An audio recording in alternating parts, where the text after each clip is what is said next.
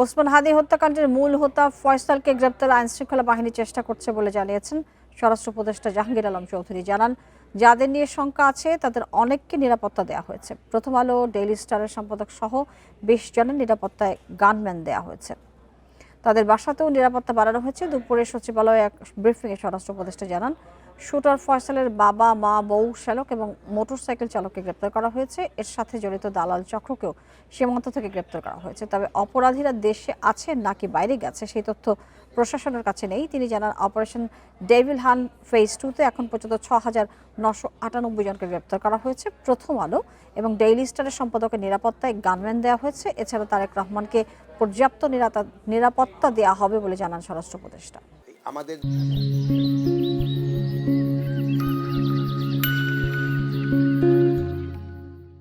যে ইন্টেলিজেন্স অর্গানাইজেশনগুলি আছে, DGFI, NSI এবং এসবি, তারা নিজেরা বসে একটা কারা কারা মানে ভালনারেবল তাদের একটা লিস্টও করা হয়েছে এবং তাদের হাত এই গানম্যান দেওয়া হয়েছে। অনেক আবার অবশ্য গানম্যান নিতে চায়ও নাই।